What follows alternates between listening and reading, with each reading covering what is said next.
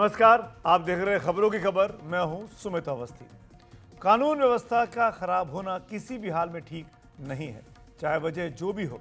लेकिन फिर भी आए दिन धर्म संप्रदाय के नाम पर कानून को हाथ में लेने की खबरें आती रही हैं। ऐसा ही कुछ हुआ है उत्तर प्रदेश के संभल में, जहां रविवार सुबह हुई हिंसा के बाद से हालात तनाव भरे हुए हैं। हिंसा में मरने वालों की तादाद 4 हो चुकी है। मामला संभल की शाही जामा मस्जिद के कोर्ट के आदेश पर हुए सर्वे से जुड़ा हुआ है। आज इस मुद्दे पर हम खास चर्चा करने वाले हैं कि आखिरकार संभल का गुनहगार कौन है, संभल क्यों नहीं संभल पा रहा है, क्यों इतना तनाव वहां बढ़ गया है। खबरों की खबर में सबसे पहले इसी मुद्दे की गहन पड़ताल होगी कि आखिर क्यों इस मस्जिद के सर्वे की नौबत आई और सर्वे को लेकर हुई हिंसा के असल गुनहगार कौन है। ये मामला अब सियासी रंग भी पकड़ चुका है। संसद का शीतकालीन सत्र शुरू हुआ है। इसके अलावा आज बात करेंगे खबरों की खबर में अपने पड़ोसी देश पाकिस्तान में नए सिरे से शुरू हुए विरोध प्रदर्शनों की वहां का जायजा लेंगे। पाकिस्तान के पूर्व प्रधानमंत्री इमरान खान की रिहाई की मांग को लेकर पाकिस्तान की तहरीक इंसाफ, जो कि इमरान की पार्टी है, उसके हजारों कार्यकर्ता इस्लामाबाद के बाहर अब जमा होने लगे हैं। उन्हें रोकने के लिए सुरक्षा बलों ने कड़े बंदोबस्त किए हैं, पूरी तरीके से राजधानी को घेरा हुआ है। आज खबरों की खबर में हमारा तीसरा एक और अहम मुद्दा होने वाला है, जो सीधे तौर पर हमसे और आपसे जुड़ा हुआ है। हम सब लोग जब चलते हैं तो अपने स्मार्टफोन्स में गूगल मैप्स का इस्तेमाल करते हैं, अपनी गाड़ियों में गूगल मैप्स को देखते हैं। गूगल मैप्स जो हर रोज लाखों लोगों को रास्ता दिखाता है, उस पर आंखें मूंद कर चलना या उस पर आंखें मूंद कर भरोसा कर लेना 3 लोगों की जान पर भारी पड़ा है। उत्तर प्रदेश के बरेली में 3 लोग समेत एक गाड़ी अधूरे बने पुल से नीचे गिर गई। ये तस्वीर पूरा किस्सा बयां कर रही है। 3 लोगों की मौत हुई है।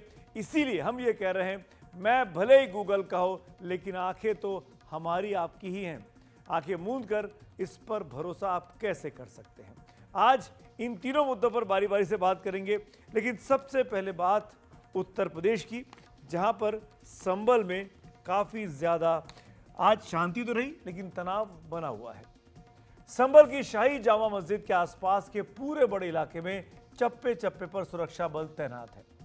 कल हुई हिंसा के बाद आज संभल के इस पूरे इलाके में तनाव भरी शांति छाई है।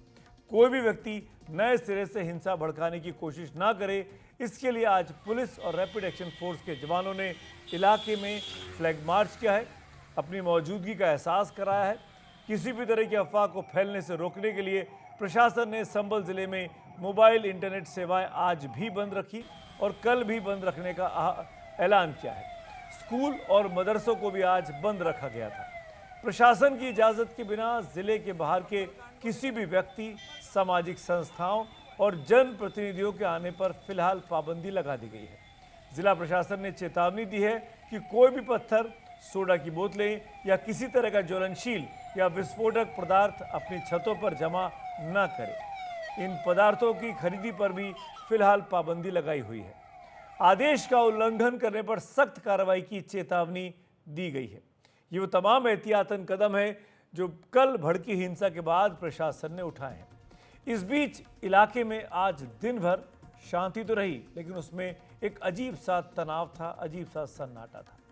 जामा मस्जिद के आसपास के मोहल्ले के कई लोग अपने घरों को बंद कर कहीं और चले गए हैं। उनके घरों पर ताला लटका है। रविवार सुबह हुई हिंसा के निशान अब यहां पर ताज़ा दिखाई दे रहे हैं। हमारे सहयोगी शुभांग सिंह ठाकुर आज दिन भर वहीं रहे और क्या कुछ देखा शुभांग ने, आपको इस रिपोर्ट में देखना चाहिए। संभल की शाही जामा मस्जिद में अंदर घुसने और बाहर निकलने के 3 गेट हैं। उनमें से एक गेट इस वक्त तस्वीरों में मैं आपको दिखा रहा हूँ, और जिस गेट से जानकारी ये मिल रही थी कि जो सर्वे टीम थी उन्हें बाहर निकाला गया। फ़िलहाल जो तस्वीरें अगर मैं आपको यहाँ से दिखाता हूँ तो ये सीढ़ियाँ जो हैं इस वक्त आप देख सकते हैं, यहाँ पर भी पथराव की जो निशान हैं वो लगातार बने हुए हैं, ईंटों के निशान हैं। हालांकि सिविक बॉडीज़ ने उसे साफ ज़रूर कर दिया है। आप देख सकते हैं सामने की छत पर भी जो पत्थर है वो आपको साफ तौर पर दिखाई दे रहे होंगे, यानी कि कितने ज़्यादा पथराव यहाँ पर पुलिस प्रशासन पर, सर्वे टीम पर करने की कोशिश की गई थी। इस हादसे में बल्कि इस हिंसा में कई ऐसे पुलिसकर्मी थे जो 20 से ज़्यादा वो घायल हुए। कई सीसीटीवी कैमरा और ड्रोन कैमरों में तस्वीरें रिकॉर्ड की गई थी। पुलिस का मानना ये है कि उन सभी को फिलहाल वेरीफाई किया जाएगा, उसको देखा जाएगा, कई लोगों को चिन्हित किया जाएगा और उसके बाद उनके खिलाफ कार्रवाई भी की जाएगी। लेकिन क्योंकि अब पुलिस एक के बाद एक यहाँ पर अपना कार्रवाई करने की कोशिश करेगी, इसलिए यहाँ पर इस तरीके की शांति लगातार बनी रहेगी। रविवार को संभल में बवाल के बाद आपको सोमवार की कुछ तस्वीरें फिलहाल हम यहाँ पर संभल के ठीक उस इलाके से दिखाएंगे जहाँ पर तमाम घर हैं और एकदम जो मस्जिद के साथ में है और उसी गली में है जहाँ पर हंगामा हुआ था। आप देख सकते हैं कि यहाँ पर जो घर हैं उन्हें ताला बंद करके लोग फिलहाल चले गए हैं।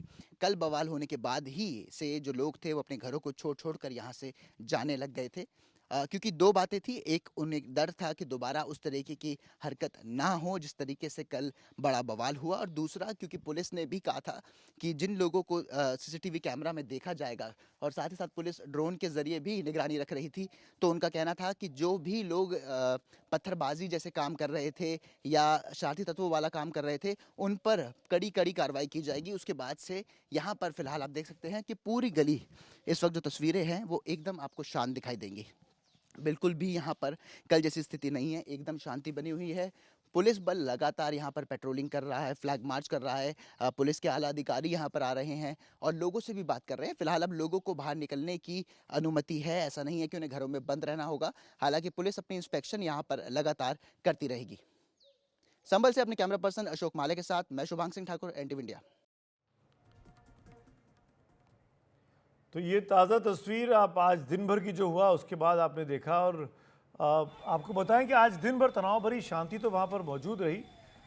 आज हिंसा की कोई खबर नहीं आई है, लेकिन इस सब के बीच में प्रशासन ने दिन भर बहुत एहतियात बरती। प्रशासन बहुत मुस्तैद रहा, इंटरनेट मोबाइल की सेवाएं बंद रहीं, यहाँ तक कि स्कूल कॉलेज को भी बंद किया गया। आज जैसे हम सुबह से बता रहे, रैपिड एक्शन फोर्स की तैनाती है, खासकर उस इलाके में जहाँ पर जामा मस्जिद का इलाका है। किसी भी तरह के ज्वलनशील पदार्थ की मनाही की बात वहाँ पर रखी गई है, मना की गई ताकि कोई भी इस तरह की हिंसा ना भड़क सके। संभल में ये पूरा विवाद यहाँ की शाही जामा मस्जिद को लेकर है, जिससे लेकर हिंदू संगठनों का आरोप है कि यहाँ कभी मंदिर हुआ करता था। ड्रोन से ली गई तस्वीरों से अब आप ये पूरा इलाका देख सकते हैं जहाँ पर ये जामा मस्जिद है और आसपास घनी आबादी है। हिंदू पक्ष का दावा है कि यहाँ पर भगवान विष्णु के 10वें अवतार कल्की से जुड़ा हरिहर मंदिर हुआ करता था। 1526 में मुगल बादशाह बाबर ने इस मंदिर को ढहाकर यहाँ पर एक मस्जिद बनवा दी थी। इसी आधार पर एक याचिकाकर्ता विष्णु शंकर जैन ने 19 नवंबर को संभल के सिविल जज सीनियर डिवीजन की कोर्ट में याचिका दायर की। उसी शाम 3:30 बजे कोर्ट ने मस्जिद के सर्वे के लिए एडवोकेट कमीशन का गठन किया। इसके तहत मस्जिद की वीडियोग्राफी और फोटोग्राफी का सर्वे करने का फैसला किया गया। अब एडवोकेट कमिश्नर और प्रशासन की तेजी देखिए। पहले ही दिन शाम 6:30 बजे यानी फैसले के 3 घंटे के बाद ही एडवोकेट कमिश्नर पुलिस प्रशासन के साथ कड़ी सुरक्षा में सर्वे के लिए जामा मस्जिद पहुंच गए। 19 नवंबर को पहले दौर का सर्वे 2.5 घंटे चला। तब किसी तरह की हिंसा वहां पर नहीं हुई, लेकिन इस सर्वे के बाद इलाके में तनाव जरूर बढ़ गया था। इसके बाद 22 नवंबर को जुमे की नमाज के दौरान भारी सुरक्षा वहां पर प्रशासन की तरफ से की गई। 24 नवंबर यानी रविवार को, यानी कल, फिर सुबह 7 बजे ही सर्वे टीम जामा मस्जिद पहुंची दूसरे दौर का सर्वे करने के लिए। बस इसी के बाद माहौल बिगड़ना शुरू हो गया। एक गुस्साई भीड़ ने इलाके को घेर लिया। वो नहीं चाहती थी भीड़ कि प्रशासनिक टीम, सर्वे की टीम जामा मस्जिद के भीतर दोबारा जाए। इसे देखते हुए सुरक्षा बलों ने लोगों से वहां से चले जाने को कहा, तितर बितर होने को कहा। इसके बाद सुरक्षा बलों ने जैसे जैसे सर्वे टीम को सुरक्षित इलाके से निकाल लिया, लेकिन भीड़ का जुटना बंद नहीं हुआ। वो बहुत खूबसूरती के साथ हमारा मतलब ये सर्वे हो गया है। आप किसी तरह की परेशानी मत हो, आप अपने अपने घर चले आओ, अल्लाह और अल्लाह के रसूल के वास्ते। मैं बहुत गुजारिश करता हूँ आप लोगों से, अल्लाह के रास्ते घर चले आओ। अपील की गई भीड़ से कि आप चले जाइए। जब वहां से सर्वे की टीम निकल गई, उसके बाद भी भीड़ वहां से नहीं हटी। कुछ ही देर में वहां पर नारेबाजी और पत्थरबाजी शुरू हो गई। अतिरिक्त सुरक्षा बलों को मौके पर बुलाया गया, लेकिन हालात बिगड़ते ही चले गए। आसपास की गलियों में कई युवा पत्थरबाजी करने लगे। कुछ स्थानीय लोगों का मानना है कि आसपास के इलाके के लोग इस भीड़ में कम थे, दूर के मोहल्लों से आए काफ़ी लोग उनमें शामिल थे। पुलिस की चेतावनी के बावजूद पत्थरबाजी जारी रही तो पुलिस को भी उन्हें खदेड़ने के लिए सख्ती दिखानी पड़ी। पुलिस प्रशासन को शक है कि हिंसा के पीछे एक साजिश रही। संभल की शाही जामा मस्जिद में अंदर घुसने और बाहर निकलने के 3 गेट हैं। उनमें से एक गेट इस वक्त तस्वीरों में मैं आपको दिखा रहा हूँ। जिस गेट से जानकारी ये मिल रही थी कि जो सर्वे टीम थी उन्हें बाहर निकाला गया। फ़िलहाल जो तस्वीरें अगर मैं आपको यहाँ से दिखाता हूँ तो ये सीढ़ियाँ जो हैं इस वक्त आप देख सकते हैं, यहाँ पर भी पथराव की जो निशान हैं वो लगातार बने हुए हैं, ईंटों के निशान हैं। हालांकि सिविक बॉडीज़ ने उसे साफ़ ज़रूर कर दिया है।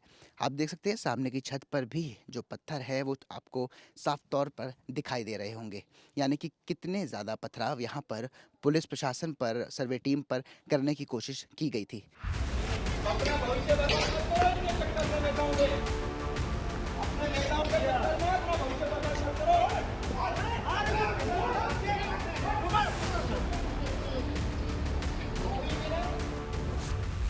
हिंसा से जुड़े कुछ वीडियो भी जारी किए गए हैं।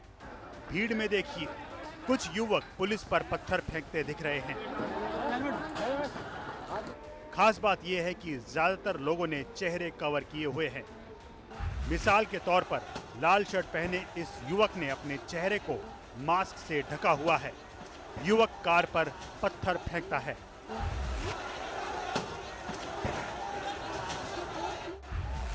इसके बाद काली शर्ट पहने दिख रहा ये दूसरा शख्स भी कार पर पत्थर फेंककर हमला कर देता है।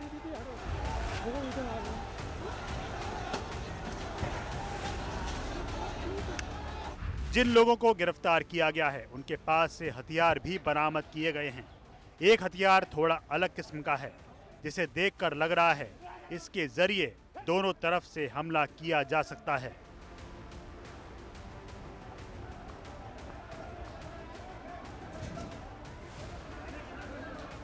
लगातार जो यहाँ पर स्थिति थी वो बेशक अब वैसी नहीं है, बिल्कुल शांति यहाँ पर बनी हुई है, क्योंकि आज सोमवार है। सोमवार को यहाँ पर जो मार्केट है वो बंद रहती है, इस वजह से मार्केट बंद है।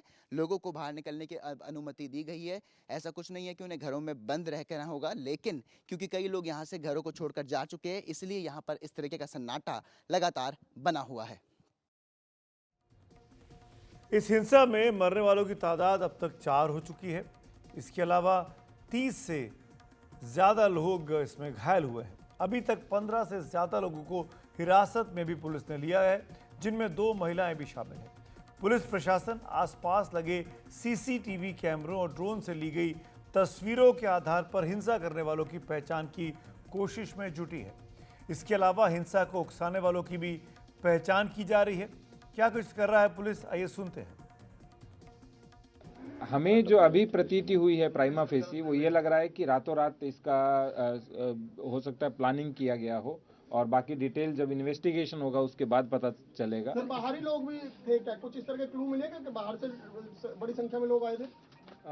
बहुत बाहर से तो मैं नहीं कहूँगा, लेकिन 10-15 किलोमीटर के एरिया से लोगों को बुलाया गया था। सर, नाबालिगों की संख्या कितनी है, अगर आप नंबर बता पाएं जो डिटेन किए हैं? वर्तमान में 25 लोग हैं, लेकिन कुल लगभग 700-800 लोगों की संख्या है, तो एक एक करके आइडेंटिफाई करके सबको डिटेन किया जाए। जियाउर रहमान बर्क और सोहेल इकबाल नामक ये 2 नामजद अभियुक्त हैं, जिनको उन्होंने अभियुक्त बनाया है। उनके द्वारा बताया गया है कि भीड़ को इन लोगों ने भड़का के बलवे का रूप दिया। यह उल्लेखनीय है कि जियाउर रहमान बर्क को 168 BNSS का नोटिस जनपद संभल की थाना कोतवाली पुलिस द्वारा भी पूर्व में दिया गया था। उनके द्वारा पूर्व में भी भड़काऊ भाषण दिए गए थे। उस भड़काऊ भाषण के दौरान उनको बताया गया था कि आप इस तरीके के भाषण ना दें, इनसे बाज आएं, लेकिन उन्होंने उसके बाद भी भीड़ को उकसाने के लिए और जामा मस्जिद की हिफाजत कोर्ट एंड अनकोर्ट इस स्टेटमेंट के साथ में लोगों को मोबिलाइज करने का प्रयास किया। उसी मोबिलाइजेशन का कारण था कि जो कल जो आपने भीड़ देखी, एकाएक 8:45 पे लोग इकट्ठे हुए और उन लोगों ने इस तरीके की घटना को अंजाम दिया। उधर इस मामले में पुलिस प्रशासन की भूमिका पर भी सवाल उठे हैं। संभल से सांसद और जिनके नाम पर FIR में, जिनका नाम अभी पुलिस के अधिकारी ले रहे थे, जियाउर रहमान बर्क जो कि सांसद है संभल के, उनका नाम FIR में पुलिस ने नामजद किया है। लेकिन सांसद का आरोप है कि पुलिस ने फायरिंग के लिए प्राइवेट पिस्तौल का इस्तेमाल किया ताकि ये आरोप लगाया जा सके कि लोगों की तरफ से ही फायरिंग हुई थी और पुलिस की गोली से इन लोगों की मौत नहीं हुई है। सुनते हैं क्या कहना है जियाउर रहमान बर्क का। हमारे साथ हैं संभल के सांसद जियाउर रहमान बर्क। जो संभल की जो घटना हुई, 4 लोगों की मौत हो गई है और कई सारे लोग घायल हो गए हैं, क्या कहेंगे आप? 4 नहीं 5 लोगों का हमारे नौजवानों की जान जा चुकी है और इस घटना के पीछे पुलिस प्रशासन जिम्मेदार है। जिन लोगों ने और इस घटना को अंजाम दिया है, मैं चाहता हूं उनके खिलाफ, पुलिस प्रशासनिक अधिकारियों के खिलाफ मुकदमा दर्ज होना चाहिए और उनके खिलाफ 302 का मुकदमा दर्ज होगा, क्योंकि उन्होंने सिर्फ, हैरानी की बात ये, सरकारी नहीं प्राइवेट असलों से गोलियां चलाई हैं। और जो लोग हमारे ख़त्म हुए हैं उनके परिवार वालों को अगर इंसाफ दिलवाना है तो उनके खिलाफ मुकदमा दर्ज होना चाहिए और वो लोग जेल में जाएं, जिससे कि उनके परिवार को इंसाफ मिल सके और आने वाली कोई इस प्रकार की कोई कानून को, कोई अधिकारी कानून को अपने हाथ में न ले सके। लेकिन प्रशासन का ये कहना है कि कोर्ट का आदेश था और उसको लेके जांच चल रही थी, सब कुछ ये हो रहा था। कोर्ट का आदेश था तो मैं पूछना चाह रहा हूँ, सर्वे तो हो चुका था और ऐसा कौन सी इमरजेंसी थी कि जब 19 तारीख में कोर्ट के आदेश के बाद आप तुरंत विदिन 1 to 2 आवर्स के अंदर आप सर्वे करने के लिए पहुंच गए? अगर कोर्ट का आदेश था तो दोबारा सर्वे करने का क्या मतलब बनता था? दोबारा जब उस दिन सर्वे कंप्लीट हो गया था, उस दिन खुद डीएम, एसपी और इसके साथ साथ कि उन्होंने जो इस बात को कहा था कि जो कोर्ट के कमिश्नर थे कि हमारा सर्वे कंप्लीट हो गया, अब हम रिपोर्ट सबमिट कर देंगे, तो जब ये चीज़ हो गई थी दोबारा सर्वे करने के लिए क्यों पहुंचे? इस साजिश के तहत मुसलमानों को टारगेट कर करके उनकी हत्या की गई है। इनके खिलाफ हत्या का मुकदमा दर्ज होना चाहिए और इन लोगों को, अधिकारियों को, पुलिस अधिकारियों को जेल में भेजना चाहिए। कुछ लोग धारदार हथियार भी मिले हैं, कुछ अलग तरह की चीज़ें मिले, क्या कहेंगे? अरे पुलिस तो सुई का फावड़ा बनाने में कितनी देर लगती है? जो पुलिस के अधिकारी सरकारी असले के साथ प्राइवेट असले को इस्तेमाल कर सकते हैं, वो किसी भी चीज़ की भी किसी भी हद तक जा सकते हैं। तो आपकी क्या डिमांड है? मेरी डिमांड है कि ऐसे अधिकारियों के खिलाफ 300 के, अब तो धारा आईपीसी की चेंज हो गई है, हत्या का मुकदमा दर्ज होना चाहिए और इन लोगों को जेलों के सलाखों के भेजना चाहिए, जिससे कि हमारे लोगों को इंसाफ मिल सके और आने वाले समय के अंदर कोई इस प्रकार कानून को अपने हाथ में न ले सके और संविधान की धज्जियां नहीं उड़ा सके। ये थे सांसद जियाउर रहमान बर्क संभल के, जिन पर इल्ज़ाम है कि इन्होंने भीड़ को भड़काया, उकसाया और इनके कहने पर ये पूरा बवाल हुआ। जबकि इनका ये कहना है कि पुलिस ने इस तरीके से फायरिंग की, इस तरह का माहौल बनाया कि जानबूझकर लोगों पर गोलियां चलाईं, प्राइवेट हथियारों से गोलियां चलाई और माहौल को पूरा बिगाड़ दिया।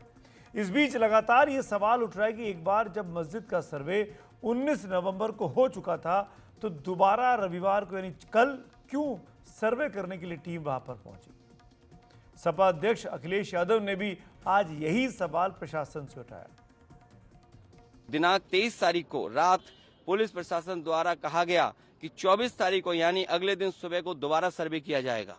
आखिरकार पहले एक बार सर्वे हो गया, ये आदेश पुलिस प्रशासन को किसने दिया कि दोबारा सर्वे आपका होगा?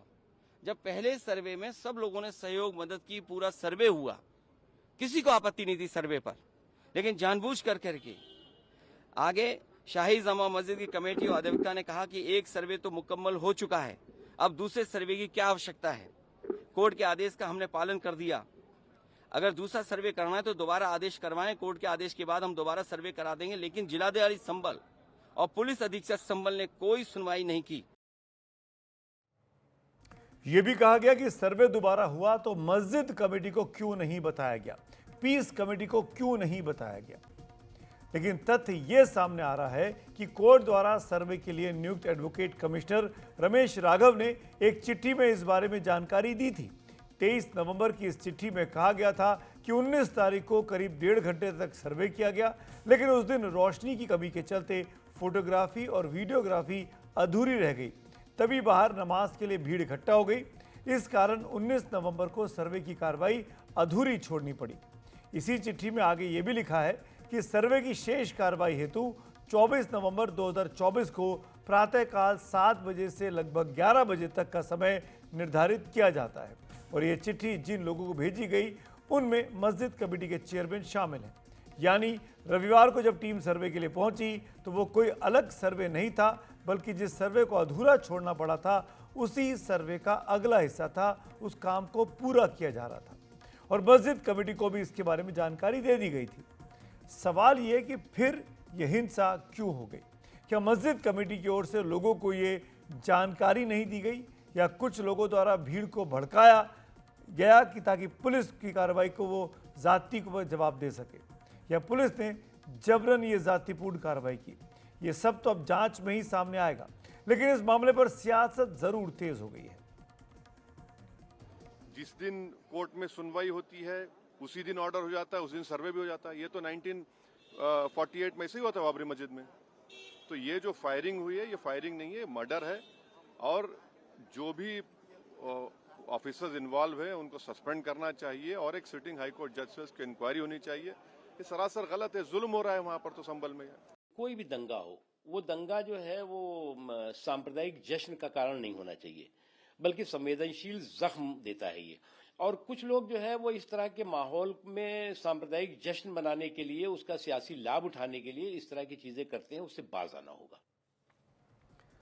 उधर कांग्रेस के सांसद राहुल गांधी ने इस मुद्दे पर ट्वीट किया और लिखा, संभल में राज्य सरकार का पक्षपात और जल्दबाजी भरा रवैया बेहद दुर्भाग्यपूर्ण है। प्रशासन द्वारा असंवेदनशीलता से की गई कार्रवाई ने माहौल और बिगाड़ दिया और कई लोगों की मृत्यु का कारण बना, जिसकी सीधे जिम्मेदार भाजपा की सरकार है। मैं सुप्रीम कोर्ट से जल्द हस्तक्षेप कर न्याय करने का अनुरोध करता हूं। मेरी अपील है कि शांति और आपसी सौहार्द बनाए रखा जाए। इस बीच संभल में तनाव ना बढ़े, इसे देखते हुए बाहर के किसी व्यक्ति को संभल जाने की इजाजत नहीं दी जा रही है। आजाद समाज पार्टी के नेता चंद्रशेखर संभल में थे। संभल में हिंसा प्रभावित इलाके में पीड़ितों से मिलने के लिए रवाना हुए तो उत्तर प्रदेश पुलिस ने हापुड़ में नेशनल हाईवे 9 के छिजरासी टोल प्लाजा में उन्हें रोक लिया। चंद्रशेखर आजाद ने हिंसा के लिए संभल के पुलिस प्रशासन पर आरोप लगाया। गोली से प्रदेश चलाने की कोशिश की जा रही है, गोली से जो है जनता की आवाज़ को दबाया जा रहा है। जैसे उस पर सवाल उठाएगा तत्काल जो है हाउस बंद हो गया। इस पूरे मामले की जड़ में मंदिर मस्जिद का एक पुराना विवाद है, लेकिन सवाल यह है कि इसे लेकर आखिर हिंसा इतनी क्यों बढ़ गई? क्या पुलिस प्रशासन मामले को ठीक से नहीं संभाल पाया? आइए इस पर बात करते हैं। हमारे साथ हैं इंटेलिजेंस ब्यूरो के पूर्व स्पेशल डायरेक्टर यशवर्धन आज़ाद साहब। बहुत बहुत धन्यवाद आज़ाद साहब वक्त निकालने के लिए। जो कुछ हुआ आपके सामने है, मुझसे अधिक आप को जहाँ सब जो खबर को देख रहे होंगे, क्या लगता है पुलिस से प्रशासन से जल्दबाजी हुई, चूक हुई, या भीड़ ने चुनौती पेश कर दी? दोनों सही है। पहले तो ये कहना चाहूँगा कि जिस दिन कोर्ट के आदेश थे उसके बाद जिला प्रशासन को थोड़ी सोच समझ के साथ प्लानिंग करनी चाहिए थी और फिर एक तिथि नियुक्त करनी चाहिए थी। अगर आप उसी दिन 3 घंटे के बाद सर्वे करने पहुंच गए, इतना तो आपको आइडिया मालूम था कि सर्वे करने की जो बात है वो 1.5 घंटे में नहीं ख़त्म होगी, और इसलिए अगर आपको सर्वे करना भी था तो आप किसी दूसरे दिन संडे को सुबह कर सकते थे, ताकि आपको पूरे लाइट में कम से कम 5-6 घंटे मिल सकते थे। तो मैं समझता हूँ ये जो प्लानिंग थी ये कलेक्टर और एसपी की, क्योंकि कलेक्टर साहब भाषण दे रहे थे, मैंने देखा उनको बोलते हुए, जिस चीज़ पे बोलना चाहिए वो नहीं बोले। उनको बोलना चाहिए था कि क्यों वो तिथि ये चयन की गई उसी दिन, तिथि चयन करना चाहिए था इस दिन, और एसपी को जवाब देना चाहिए कि भीड़ के जब अनियंत्रित हो गई तब फायरिंग की गई। दूसरी बात मैं ये कहना चाहता हूं सुमित, कि इस मामले को और संजीदा बनाया जा रहा है विभिन्न तरह के बयानों से। देखिए, इस समस्या का मूल जड़ सबको मालूम है, हमें भी मालूम है, आपको भी मालूम है। रिलीजियस प्लेस एक्ट एक 1991 में बना था। उसके बाद एक बार तो आपको देशव्यापी स्तर पे एक निर्णय लेना पड़ेगा, और इस निर्णय के लिए अगर आप वाकई एक परिपक्व पॉलिटिकल पार्टी की तरह अप्रोच करते हैं तो सारे ऑपोजिशन, सारे लीडर्स को मिलकर एक बार तय कर लेना चाहिए, क्योंकि ये तो विदित है सबको कि इसमें से 70% 80% आपको ऐसे जगह मिलेंगे जहां पर कि पहले मंदिर बने हुए थे। तो उस कालीन की जो प्रथा थी, जो व्यथा थी, अब उसको या तो आप उसका दो ना धोएं, रोएं बैठ के उसके ऊपर, या एक निर्णय एक बार लें। तो हर कोर्ट अगर एक डिसीजन देता है इस तरह से तो आपको समस्या तो होगी। ना मैं इसके पक्ष में बोल रहा हूं, ना मैं इसके पक्ष में, सिर्फ ये कह रहा हूं कि एक राष्ट्रीय स्तर पे सारे पार्टियों उसको एक निर्णय लेना पड़ेगा। ये था दूसरा पॉइंट। मैं अगर आप सुझाव के तौर पर आज़ाद साहब एक चीज़ बोलना चाहूँ कि इस तरह के जितने हिस्टोरिकल मॉन्यूमेंट्स हैं, जिनके खासकर वो जो पूजा स्थल रहे हैं, पूजा स्थल हैं, उनके बाहर अगर ये नोटिस लगा दिया जाए आर्कियोलॉजिकल सर्वे की तरफ से या सरकार की तरफ से या प्रशासन की तरफ से कि भाई ये इतने साल तक मस्जिद थी, उसके पहले इतने साल तक ये मंदिर रहा है, ऐसे हिस्टोरिकल एविडेंस हैं और आज की तारीख में इसमें ना पूजा होती है ना नमाज होती है। बिल्कुल, मैं समझता हूँ इससे अच्छी बात, बल्कि इसका मैं आगे ये कहने वाला था, क्योंकि मेरे साथ समय नहीं है, इसका डॉक्यूमेंटेशन होना चाहिए। सुमित, आज जितने रिलीजियस साइट्स इस तरह के हैं, शाही जितने भी प्रमुख ऐसे साइट्स हैं जिसके बारे में सबको मालूम है, ASI प्रोटेक्टेड हैं, कुछ ऐसे हैं जो कि अब आ गए हैं चर्चा में, उनके बारे में एक देशव्यापी आपको आह्वान कुछ तो करना पड़ेगा, प्लानिंग करनी पड़ेगी और जानकारी देनी पड़ेगी। तीसरी बात जो कि बहुत महत्वपूर्ण है कि इस तरह से पुलिस को गाली देना बड़े राजनीतिज्ञों द्वारा बहुत ही गलत है, या प्रशासन को गाली देना। क्या रुचि थी कोई कलेक्टर की कि SP की कि बैठ के फायरिंग करेंगे?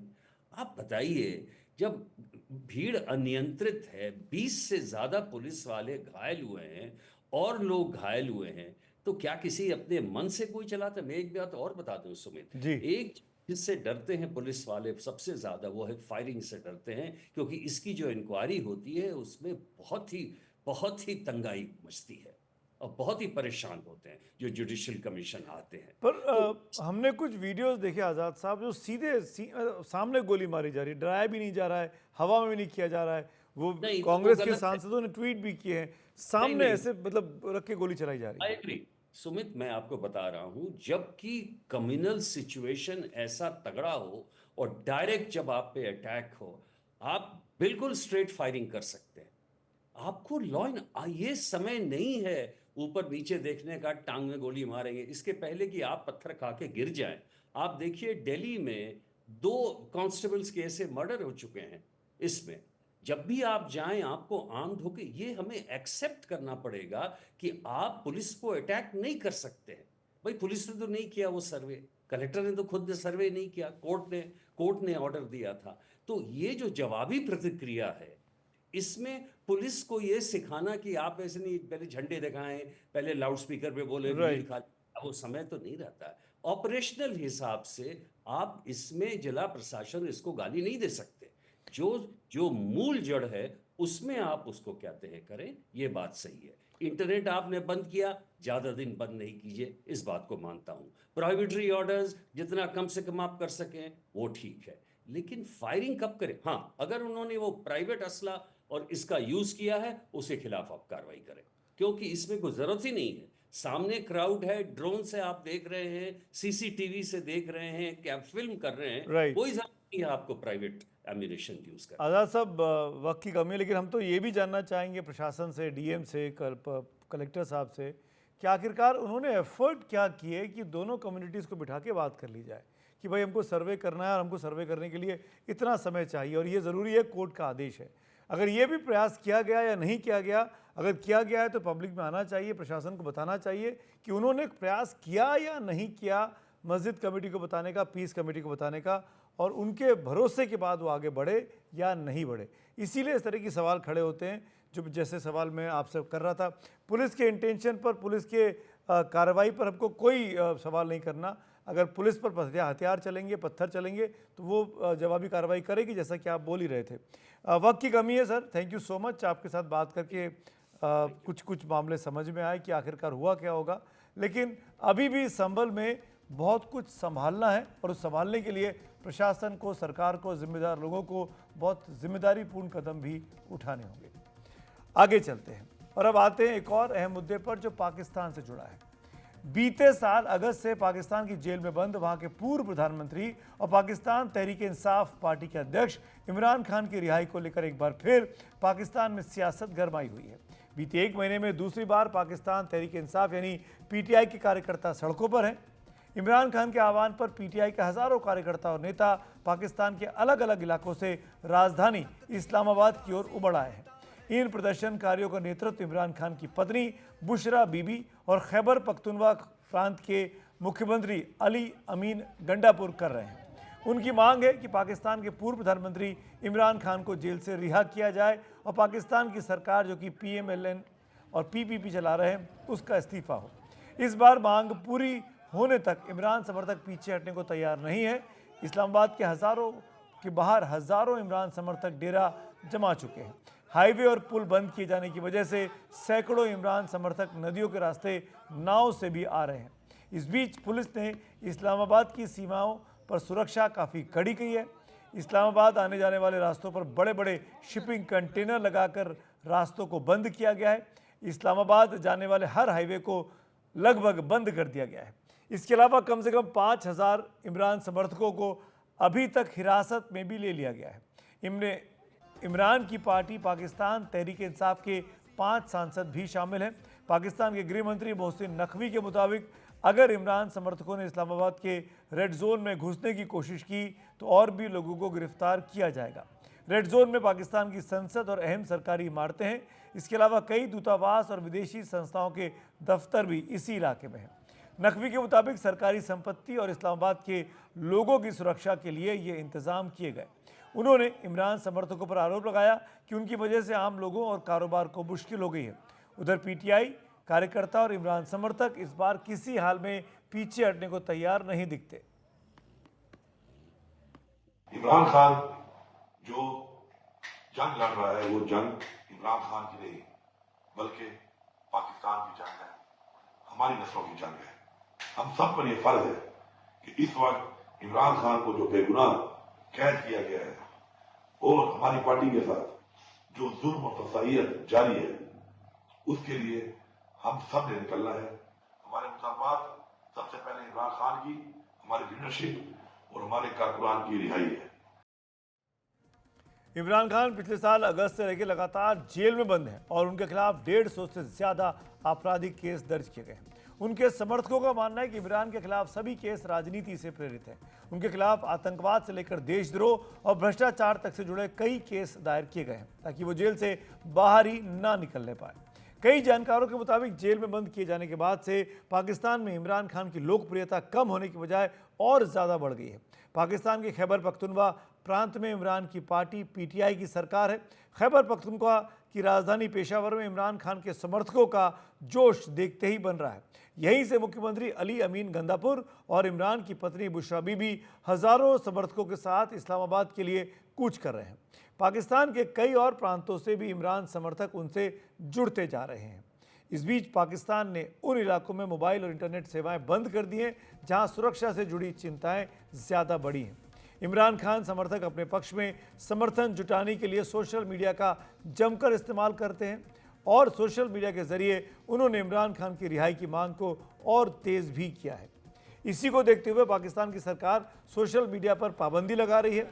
अक्टूबर में भी इस्लामाबाद और रावलपिंडी में इमरान समर्थकों की रैली को नाकाम करने के लिए सोशल मीडिया पर पाबंदी लगाई गई थी। संचार व्यवस्था ठप होने से बैंकिंग और अन्य कारोबारों पर काफ़ी असर पड़ा है। उधर मानवाधिकार संगठन एमनेस्टी इंटरनेशनल का कहना है कि संचार और रोड नेटवर्क को काटना नागरिक कानूनों का उल्लंघन है। बोलने और सूचना के अधिकार, शांतिपूर्ण प्रदर्शन करने के अधिकारों से छेड़छाड़ है। पाकिस्तान में लाखों इमरान समर्थक तब से ही काफ़ी नाराज़ हैं जब से उन्हें सत्ता से हटाया गया और फिर जेल में बंद किया गया। पाकिस्तान की सेना के साथ अनबन के बाद से इमरान खान के दिन खराब होने शुरू हुए थे। 2022 में इमरान खान को संसद में अविश्वास प्रस्ताव के जरिए हटाया गया था। इमरान को हटाने के लिए पाकिस्तान की दो बड़ी पार्टियों पाकिस्तान पीपुल्स पार्टी और पाकिस्तान मुस्लिम लीग नवाज ने हाथ मिला लिए। इसके बाद पिछले साल कई आरोपों के आधार पर 9 मई को जब इमरान खान को कुछ दिन के लिए जेल में बंद किया गया था तो पूरे पाकिस्तान में हजारों इमरान समर्थकों ने ज़बरदस्त प्रदर्शन किए थे। इन प्रदर्शनों में हिंसा और आगजनी भी हुई, यहाँ तक कि कई सैन्य ठिकानों और सैनिक अधिकारियों के घरों पर हमले किए गए, जिसके बाद हजारों इमरान समर्थकों को गिरफ्तार कर जेलों में डाला गया। 100 से ज़्यादा लोगों के खिलाफ सैनिक कानून के तहत केस भी दर्ज किए गए। इस बीच इमरान जमानत पर बाहर आए तो पिछले साल 5 अगस्त को उन्हें फिर कई आरोपों के आधार पर गिरफ्तार किया गया। इस बार आरोप और भी संगीन लगे, जिनमें देशद्रोह और हिंसा भड़काने के आरोप भी शामिल थे। इमरान के जेल में रहते हुए इस साल फरवरी में पाकिस्तान में हुए आम चुनावों में भी बड़े पैमाने पर धांधली की शिकायतें आई थी। इमरान खान की पार्टी पीटीआई की मान्यता चुनाव के पहले रद्द कर दी गई। पीटीआई के सैकड़ों उम्मीदवार निर्दलीय लड़े, जीत कर आए, मगर कानूनी पेचीदगियों का हवाला देकर उन्हें सरकार बनाने का मौका नहीं दिया गया। लेकिन पाकिस्तान के चुनावों ने एक बार फिर जेल में बंद इमरान खान की लोकप्रियता साबित की है। चुनावों के बाद से इमरान खान के आंदोलन में फिर तेजी आई है और अब इमरान समर्थक एक बार फिर पाकिस्तान की शरीफ सरकार के साथ बड़े टकराव की तैयारी में हैं। अक्टूबर के महीने में इमरान खान की पत्नी बुशरा बीबी को 9 महीने जेल में रहने के बाद जमानत पर छोड़ा गया। तोशाखाना मामले यानी सत्ता में रहने के दौरान मिले तोहफों को बेचने के आरोप में इमरान खान के साथ वो भी आरोपी बनाई गई थी। बुशरा बीबी की जमानत पर रिहाई के बाद पीटीआई का आंदोलन और तेज हुआ है। और मेरे भाइयों, जब तक खान हमारे पास नहीं आ जाएंगे, हमने इस मार्च को खत्म नहीं करना। मैं अपने आखिरी सांस तक वहां खड़ी रहूंगी। आप लोगों ने मेरा साथ देना है। जो नहीं देगा तब भी मैं खड़ी रहूंगी, क्योंकि ये सिर्फ मेरे मियां की बात नहीं है, ये इस मुल्क और इसकी मुल्क के लीडर की बात है। और मुझे उम्मीद नहीं, मुझे यकीन है कि पठान गैरतमंद कौम है और आखिरी जंग तक वो साथ नहीं छोड़ती। हमारे साथ इस वक्त पाकिस्तान के वरिष्ठ पत्रकार इम्तियाज़ आलम साहब जुड़ रहे हैं। सीधे हम उनसे पूछते हैं, जानते हैं कि क्या स्थिति है इस वक्त पाकिस्तान में। इम्तियाज़ साहब शुक्रिया। क्या सिचुएशन है सर इस्लामाबाद में? आसपास कितना माहौल, कैसा माहौल है वहाँ पे? देखिए, हुकूमत ने बहुत बड़ी बेवकूफ़ी ये की कि खुद उन्होंने दारुल हुकूमत को यानी इस्लामाबाद को बंद कर दिया। अब मामला ये है कि वो कितना अरसा बंद रख सकते। इसी असना में तहरीक इंसाफ ने ये किया कि 24 को या 25 को पहुंचने की बजाय वो शायद आज रात लेट नाइट या कल तक पहुंचे। मुमकिन है उसे आगे भी बढ़ा दो तो बड़ा मुश्किल होगा। अब जो खौफ था लोगों को वो टूट गया है। हजारों लोग गिरफ्तार हुए हैं और पंजाब के तकरीबन हर शहर से छोटे छोटे कस्बों से भी जुलूस निकले हैं जिन्हें रोक दिया गया। लेकिन ये जो पख्तूनख्वा से जुलूस और आ रहे हैं और बलूचिस्तान और सिंध से बदरिया पख्तूनख्वा जो लोग पहुंचे हैं वो अब इस्लामाबाद के 30, 40, 50 किलोमीटर के रेंज में आ गए हैं। पिंडी में भी लोग निकल आए हैं। लेकिन अब बड़ी अहम डेवलपमेंट हुई है कि आज पीटीआई के चेयरमैन ने बैरिस्टर साहब ने मुलाकात की है इमरान खान के साथ जेल में। लगता ये है कि इमरान खान से राब्ता किया गया है और इनसे बाहर भी राब्ता किया गया है। बीच में एक बड़ा ही खौफनाक बयान दिया है कि एक गोली मारोगे तो 10 गोली मारेंगे। चीफ मिनिस्टर जो है मुख्यमंत्री खैबर पख्तूनख्वा के, उन्होंने कहा कि एक गोली मारोगे तो हम 2 गोलियां मारेंगे। और ये उनका बयान, वो वापस चले गए हैं पेशावर, फिर वो ज्वाइन करेंगे।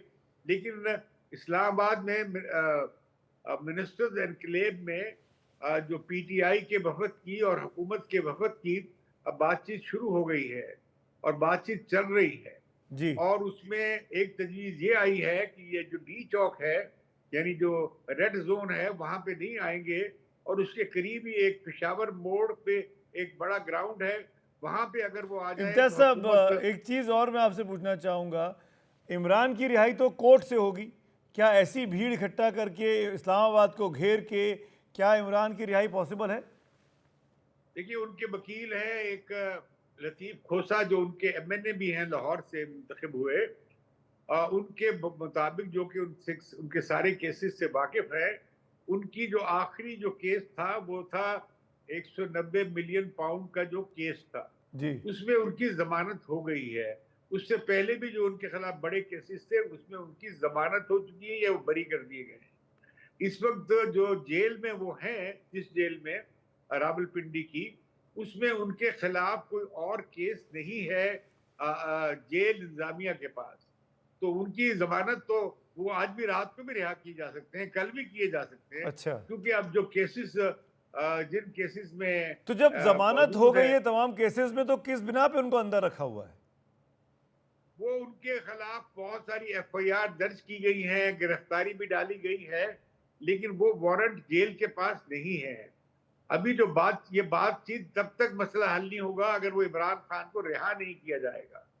और दूसरा ये है कि इमरान खान 26वीं जो आईनी तरमीम है उसका खात्मा चाहते हैं और फिर ये भी कि उनकी पार्टी के जो मुकदमात चल रहे हैं इलेक्शन ट्राइब्यूनल में, वो चाहते हैं कि उनका फैसला 6 महीने में फैसला हो जाना चाहिए था, लेकिन अब 8-9 महीने हो गए हैं। लेकिन ज्यादातर केसेस का फैसला नहीं हुआ है। वो कह रहे हैं कि हमारा मैंडेट वापस किया जाए। इम्तियाज भाई, सुप्रीम कोर्ट जी मामला लंबा चलेगा। मुझे लगता है कि आपसे हमें लगातार रोज बात करनी पड़ेगी, जो सिचुएशन आज हमको दिखाई दे रही है। कम नहीं, से मैं कम आपको बता रहा हूँ, एक बात सुन ले जी, कि शायद आज मामला तय हो जाए अगर इमरान खान की रिहाई करने पे हुकूमत तैयार हो जाए। ओके। और इन्हें ये लोग पीटीआई जो है वो पेशावर चौक यानी इस्लामाबाद ही का एक सेंट्रल पॉइंट है, वहां पे बैठकर धरना जी। देने की इजाजत दे दें तो फिर शायद ये टेंशन कम हो जाएगी जी। और ये जो रास्ते में रुकावटें हैं वो हटा ली जाएगी। अगर चलिए, ऐसा हमारी ना हुआ तो फिर बहुत खौफनाक तसादम होगा और वो लोग जो भी घरों में बैठे हैं वो भी ज्वाइन कर ले। बिल्कुल, वो तो खतरनाक बयान आई गया कि एक गोली मारोगे तो 10 गोली मारेंगे। वो बड़ा चीज़ों को टेंस कर रहा है। शुक्रिया इम्तियाज भाई हमसे बात करने के लिए। आगे भी आपसे संपर्क में रहेंगे, टच में रहेंगे। क्या कुछ चल रहा है पाकिस्तान में हालात चिंताजनक है। इमरान खान की रिहाई को लेकर उनके समर्थकों ने ज़बरदस्त दबाव वहाँ की हुकूमत पर बना दिया है। और आइए अब आते हैं आज के एक और अहम मुद्दे पर, जो कि हमारे और आपसे सीधे तौर पर जुड़ा हुआ है। एक ज़माना था जब लोग रास्ता भटक जाएं तो स्थानीय लोगों से पूछकर सही रास्ता पता लगा लेते थे। किसी के पास रुक गए, पूछ लिया, पान की दुकान पे रुक गए, चाय की दुकान पे पूछ ले कि वो रास्ता कहाँ पड़ेगा, उसका घर कहाँ पड़ेगा। लेकिन अब वो ज़माना धीरे धीरे खत्म हो चला है। अब मोबाइल फ़ोन रखने वाले अधिकतर लोग रास्ता पता करने के लिए गूगल मैप की मदद लेते हैं, लेकिन कई बार गूगल मैप भी धोखा दे जाता है। इसीलिए ज़रूरी है कि खुद भी रास्ते को लेकर सचेत रहें। ऐसा हम इसलिए कह रहे हैं कि रविवार की रात उत्तर प्रदेश के बरेली ज़िले में गूगल मैप के भरोसे चल रहे 3 लोगों की मौत हो गई। एक शादी में शामिल होने के लिए तीनों लोग जिस गाड़ी में चल रहे थे वो गूगल मैप के बताए रास्ते पर आगे बढ़ती रही। बरेली के फरीदपुर के खलपुर इलाके से गुजरते वक्त रामगंगा नदी पर बन रहा एक निर्माणाधीन पुल आ गया। गूगल का जीपीएस गाड़ी को पुल के ऊपर ले गया, लेकिन ये पुल अधूरा ही बना था। नतीजा ये हुआ कि गाड़ी और उसमें बैठे तीनों ही सवार 50 फीट ऊपर से नीचे नदी में गिर गए। तीनों की मौके पर मौत हो गई। इनमें से 2 विवेक और अमित भाई थे। रात का वक्त था और गाड़ी रफ्तार में रही होगी, इसीलिए कुछ पता चलता उससे पहले ही गाड़ी अधूरे पुल से नीचे नदी में समा गई। स्थानीय लोगों को इस हादसे का अगली सुबह ही पता चल पाया। हादसे के बाद मौके पर पहुंचे परिजनों ने बताया कि जीपीएस के कारण कार गलत रास्ते पर चली गई, लेकिन वो साथ ही पुल निर्माण से जुड़े अधिकारियों को भी जिम्मेदार मान रहे हैं, जिन्होंने अधूरे पुल के रास्ते पर कोई बैरिकेडिंग ही नहीं लगाई, न ही प्रमुखता से कोई सूचना वहां सड़क पर लिखी गई। मौके पर जाकर देखा गया तो एक वैगनार कार, जो कि टैक्सी प्रतीत होती है, वह एक निर्माणाधीन पुल जिसका अप्रोच रोड दातागंज बदायूं की तरफ से था, उस पर चढ़ गई थी और ऐसा प्रतीत हो रहा है कि अचानक पुल ख़त्म होने से वह बीच नदी में गिर गई। वहां मौके से 3 लोगों के शव निकाले गए, जिनकी मौके पर ही मृत्यु हो जाना प्रतीत हो रहा है। इस पूरे मामले में हमने गूगल मैप्स को लेकर जिक्र ज़रूर करेंगे, लेकिन उससे पहले ये बताना चाहेंगे उन अधिकारियों की भी जिम्मेदारी ज़रूर तय होनी चाहिए जिन्होंने इस अधूरे पुल का रास्ता बंद नहीं किया था। ऐसा अक्सर देखने में आता है कि कई जगह अधूरी सड़क परियोजनाओं पर हादसे इसीलिए भी होते हैं कि ज़रूरी साइनेज नहीं लगे होते। जैसे कि अमूमन देखा, गड्ढे में बच्चे गिर जाते हैं, आपने ढक्कन नहीं लगाया, बच्चा गड्ढे में गिरा, उसकी जान चली गई। वैसी स्थिति यहाँ पर भी है। अधूरा पुल है, बैरिकेडिंग नहीं है, गाड़ी चली गई और ऊपर से नीचे गिर गई। रात का वक्त या कोहरे में ये चीज़ें बहुत ज़्यादा घातक हो जाती हैं। और अब आते हैं गूगल मैप्स की बात पर। अक्सर गूगल मैप्स कई बार रास्तों को लेकर गफलत पैदा करता है। इस पर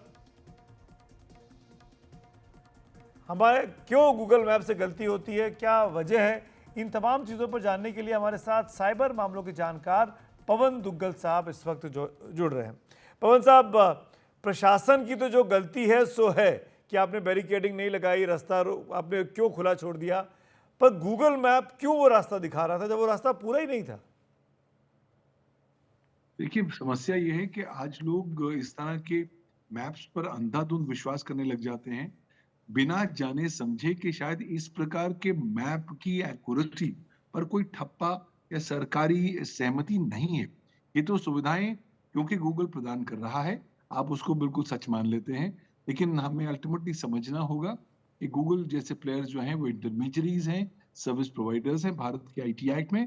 अगर आप भारत के आईटी रूल्स 2021 को देखें तो उन्हें ड्यू डिलिजेंस का एक्सरसाइज करना जरूरी है, लेकिन मैप के संदर्भ में उन्हें क्या ड्यू डिलिजेंस का एक्सरसाइज करना है, इस पर कोई ठोस प्रकार की गाइडलाइंस अभी सरकार की नहीं आ रखी है। हाँ, ये बात तो सही है, उन्हें बोला गया है कि आप अपने प्लेटफॉर्म पर कोई ऐसी जानकारी नहीं देंगे जो कानून का उल्लंघन करती है या जो सत्य ना हो, लेकिन यहाँ पर किसी प्रकार से कोई ऑथेंटिक ऑडिट होने की बात नहीं की जा रही है।